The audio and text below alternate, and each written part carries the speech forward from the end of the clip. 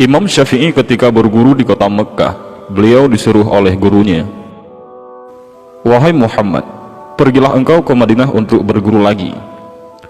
Karena sesungguhnya ilmuku sudah habis, semuanya sudah kuajarkan padamu." Imam Syafi'i menuruti gurunya itu dan berpamitan kepada ibunya.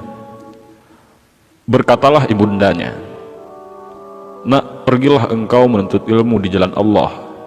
Kita ketemunya nanti di akhirat." Maka Imam Syafi'i pun berangkat ke Madinah mencari guru untuk belajar. Saat itu usianya masih sangat muda. Di Madinah, beliau berguru kepada Imam Malik. Tak butuh waktu lama bagi Imam Syafi'i untuk menyerap ilmu dari Imam Malik sehingga semua orang terkagum-kagum dibuatnya. Termasuk sang guru yang pada saat itu merupakan ulama tertinggi di Madinah, tampuknya kutub Hijaz, yaitu Imam Malik. Imam Syafi'i menjadi murid kesayangan Imam Malik. Selesai belajar di Madinah, Imam Syafi'i masih melanjutkan pencarian ilmunya ke Irak. Irak saat itu juga merupakan salah satu kutub ilmu se-Islam selain Madinah, karena di sana ada Imam Abu Hanifah dan murid-murid beliau. Jadi, pada masa itu terdapat dua kutub ilmu Islam, yaitu kutub Hijaz di Madinah, yang mana Imam Malik sebagai maha gurunya, dan ada kutub Baghdad, di mana Imam Abu Hanifah sebagai maha gurunya.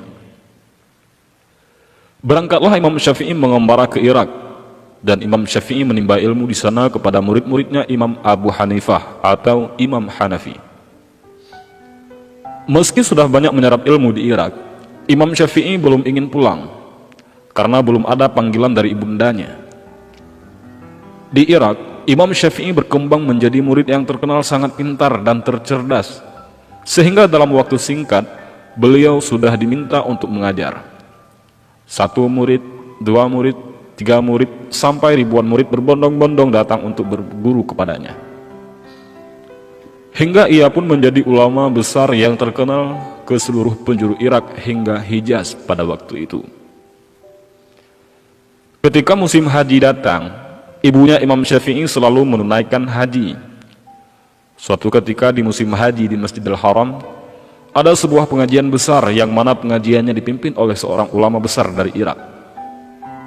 Ulama besar dari Irak ini dalam ceramahnya sebentar-bentar berkata, "Qala Muhammad bin Idris Asy-Syafi'i, qala Muhammad bin Idris Asy-Syafi'i," telah berkata Muhammad bin Idris Asy-Syafi'i. Ibundanya Imam Syafi'i yang juga turut mendengar pengajian itu bertanya-tanya, "Muhammad bin Idris Asy-Syafi'i yang disebut guru besar itu Muhammad bin Idris Asy-Syafi'i yang mana?" Karena Muhammad adalah anaknya dan Idris adalah nama suaminya. Maka bertanyalah ibunya kepada ulama besar tadi, "Wahai Syekh, maaf saya bertanya, siapakah itu Muhammad bin Idris Asy-Syafi'i?" Dengan bangganya kiai besar itu berkata, "Dia adalah guruku, seorang ulama besar dari Irak yang berasal dari kota Mekkah ini." Mendengar jawaban itu, ibunda Imam Syafi'i terkejut, karena setahu beliau tak ada nama Muhammad bin Idris Asy-Syafi'i yang berasal dari Mekkah ini selain dari anaknya. Maka ibundanya Imam Syafi'i berkata, "Ketahuilah wahai Syekh, sesungguhnya Muhammad bin Idris Asy-Syafi'i itu adalah anakku." Mendengar jawaban itu, kiai besar itu pun terkejut. "Benarkah itu wahai ibu? Ibunya Imam Syafi'i masih ada?" "Benar wahai Syekh, Muhammad bin Idris Asy-Syafi'i itu adalah anakku." Maka beliau pun hormat kepada ibu Imam Asy-Syafi'i tersebut. Setelah bercerita banyak, Syekh dari Irak tadi pun bertanya, "Lalu apa pesanmu buat Imam Syafi'i wahai ibu?" "Katakanlah kepada anakku, jika ia ingin pulang ke Mekah sekarang, dia boleh pulang." Setelah sampai ke Irak, maka pesan pun disampaikan kepada Imam Syafi'i, "Wahai Imam, ibumu berpesan, jika Imam ingin pulang ke Mekah sekarang, Imam boleh pulang." Maka Imam Syafi'i pun bergegas ingin pulang. Sudah sangat rindu kepada ibunda tercintanya. Namun di sisi lain, masyarakat Irak begitu berat melepaskan sang imam. Namun dengan berat hati dan perasaan penuh haru, mereka pun rela melepaskan Imam Syafi'i untuk pulang. Karena mereka sudah sangat mencintai kepada Imam Syafi'i, dan Imam Syafi'i merupakan ulama besar. Maka saat Imam Syafi'i ingin pulang, mereka banyak sekali memberikan bekal kepada Imam Syafi'i. Di antaranya banyak ia memberi onta hingga Imam Syafi'i mendapatkan ratusan unta, yang mana masing-masing unta terdapat isi bekal dan kekayaan di punggungnya. Imam Syafi'i terkejut melihat begitu banyaknya bekal yang diberikan kepadanya. Hampir semua orang Irak memberi bekal. Imam Syafi'i pun pulang menuju Mekah, dikawal oleh beberapa orang muridnya berikut ratusan ontanya. Sesampainya di pinggiran kota Makkah, Imam Syafi'i menyuruh salah seorang muridnya untuk menemui ibunya dan mengabarkan bahwa Imam Syafi'i sudah hampir sampai ke Mekah. Muridnya pun mendatangi rumah ibunda Imam Syafi'i dan mengetuk pintu. Setelah dibuka, ibunya bertanya, "Siapa engkau?"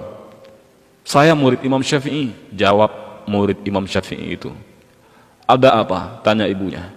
"Imam Syafi'i sedang dalam perjalanan pulang ke sini, Bu, dan sekarang sudah berada di pinggiran kota Mekah," jawab muridnya lagi.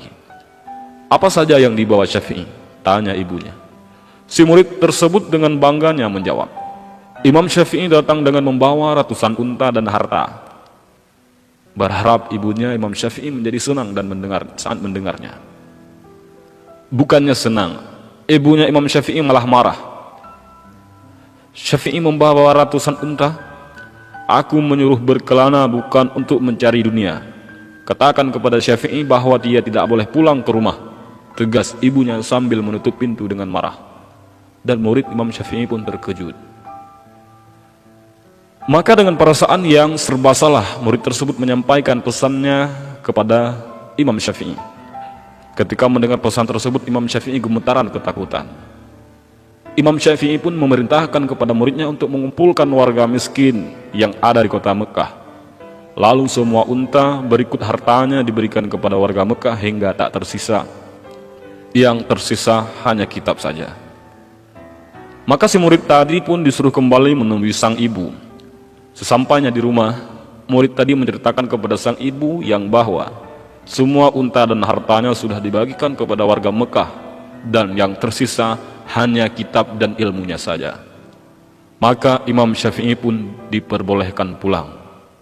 Wallahu a'lam bishawab.